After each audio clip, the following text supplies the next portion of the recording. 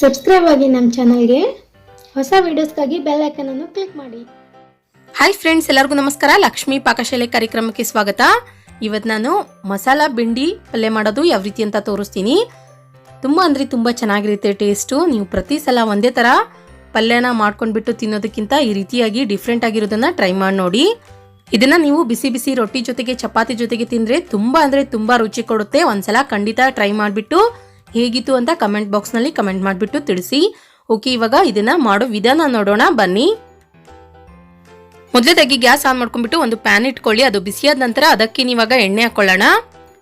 ಎಣ್ಣೆ ಚೆನ್ನಾಗಿ ಬಿಸಿಯಾದ ನಂತರ ನಾನಿಲ್ಲಿ ಒಂದು 1/4 kg ಬೆಂಡೆಕಾಯಿನ ಈ ರೀತಿಯಾಗಿ ಕಟ್ ಮಾಡಿಬಿಟ್ಟು ಇಟ್ಕೊಂಡಿದ್ದೀನಿ. ಮೊದಲು ಕ್ಲೀನಾಗಿ ವಾಶ್ ಮಾಡ್ಕೊಳ್ಳಿ. ವಾಶ್ ಮಾಡಿಬಿಟ್ಟು ಒಂದು ಬಟ್ಟೆ ತಗೊಂಡು ಕ್ಲೀನಾಗಿ ಒರೆಸ್ಕೊಂಡ್ಬಿಟ್ಟು ಆಮೇಲೆ ಕಟ್ ಮಾಡ್ಕೊಳ್ಳಿ. ಇದನ್ನ ಇವಾಗ ಎಣ್ಣೆಗೆ ಹಾಕ್ಬಿಟ್ಟು ಸ್ವಲ್ಪ ಕಲರ್ ಚೇಂಜ್ ಆಗೋವರೆಗೂ ಹುರ್ಕೊಳ್ಬೇಕು. ಇದರಲ್ಲಿರೋ ಲೋಳೆ ಅಂಶ ಎಲ್ಲ ಹೋಗೋವರೆಗೂ ಚೆನ್ನಾಗಿ ಹುರಿರಿ.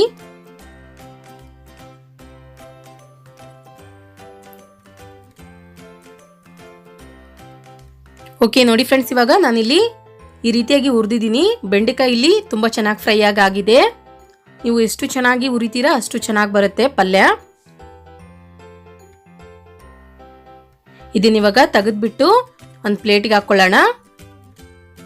ನಂತರ ಗ್ಯಾಸ್ ಆನ್ ಮಾಡ್ಕೊಂಡ್ಬಿಟ್ಟು ಒಂದು ಪ್ಯಾನ್ ಇಟ್ಕೊಳ್ಳಿ. ಅದು ಬಿಸಿಯಾದ ನಂತರ ಅದಕ್ಕೆ ಇವಾಗ ಎಣ್ಣೆ ಹಾಕೊಳ್ಳೋಣ. ಎಣ್ಣೆ ಚೆನ್ನಾಗಿ ಬಿಸಿಯಾದ ನಂತರ ಸಾಸಿವೆ ಹಾಕೊಳ್ಳಿ.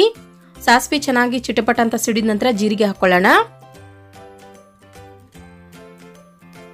ನಂತರ ಒಂದು ಸ್ವಲ್ಪ ಕರಿಬೇವಿನ ಸೊಪ್ಪು ಹಾಕೊಳ್ಳಿ.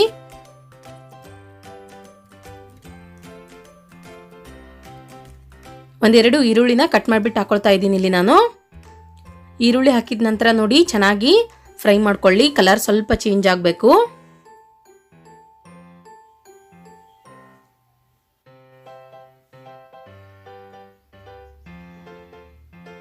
ಅದಾದ ನಂತರ ಒಂದು ಟೊಮೊಟೊ ಹಣ್ಣು ಕೂಡ ಕಟ್ ಮಾಡಿಬಿಟ್ಟು ಹಾಕೊಳ್ಳಿ.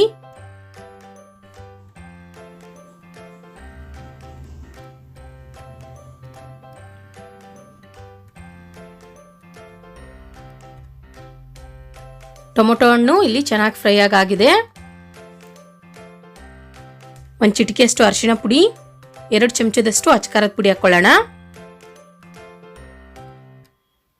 ನಂತರ ರುಚಿಗೆ ತಕ್ಕಷ್ಟು ಉಪ್ಪು ಹಾಕೊಳ್ಳಿ.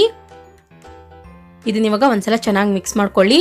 ನಿಮಗೆ ಬೇಕಂದ್ರೆ ಫ್ರೆಂಡ್ಸ್ ನೀವು ಧನಿಯಾ ಪೌಡರ್ ಮತ್ತೆ ಗರಂ ಮಸಾಲ ಕೂಡ ಹಾಕೊಳ್ಬಹುದು. ನಾನಿಲ್ಲಿ ಮಸಾಲೆ ಅಂಶನ ಸ್ಕಿಪ್ ಮಾಡ್ತಾ ಇದ್ದೀನಿ. ಉಪ್ಪು ಮತ್ತು ಖಾರ ಹಾಕಿದ ನಂತರ ನೋಡಿ ಫ್ರೆಂಡ್ಸ್ ಚೆನ್ನಾಗಿ ಮಿಕ್ಸ್ ಮಾಡ್ಕೊಳ್ಬೇಕು.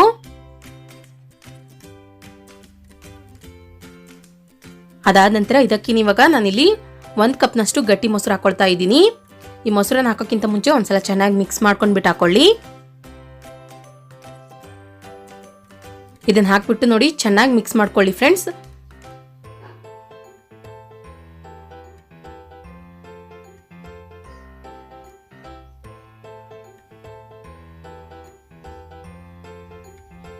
ಇದನ್ನ ಇವಾಗ ನೋಡಿ ಮೇಲ್ಗಡೆ ಮುಚ್ಚಿಬಿಟ್ಟು 1-2 ನಿಮಿಷ ಬೇಯಿಸ್ಕೊಳ್ಳೋಣ.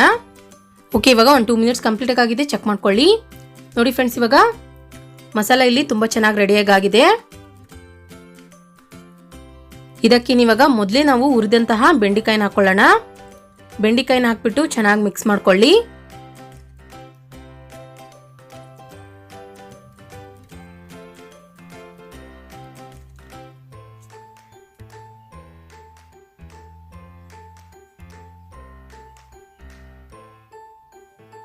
ನಂತರ ಇದಕ್ಕೆ ಇವಾಗ ಒಂದು ಅರ್ಧ ಗ್ಲಾಸ್ ಅಷ್ಟು ನೀರು ಹಾಕೊಳ್ಳೋಣ.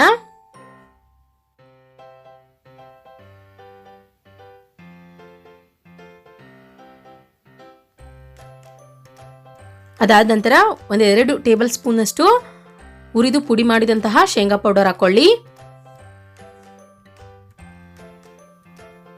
ಇದನ್ನ ಹಾಕಿದ ನಂತರ ಚೆನ್ನಾಗಿ ಮಿಕ್ಸ್ ಮಾಡ್ಕೊಳ್ಳೋಣ. ಮತ್ತೆ ಇದನ್ನ ಇವಾಗ ಮೇಲ್ಗಡೆ ಮುಚ್ಚಿಬಿಟ್ಟು ಒಂದು 5 ನಿಮಿಷ ಸ್ವಿಮ್ಮಲ್ಲಿ ಇಟ್ಟು ಬೇಯಿಸ್ಕೊಳ್ಳಿ.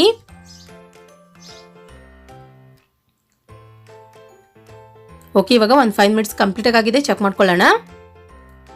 ವಾವ್, ನೋಡಿ ಫ್ರೆಂಡ್ಸ್, ಇವಾಗ ರುಚಿಕರವಾದ ಮಸಾಲಾ ಬೆಂಡಿ ಪಲ್ಯ ರೆಡಿಯಾಗಿದೆ. ಇದಕ್ಕೆ ಇವಾಗ ಮೇಲ್ಗಡೆ ಒಂದು ಸ್ವಲ್ಪ ಕೊತ್ತಂಬರಿ ಸೊಪ್ಪು ಹಾಕೊಳ್ಳಿ.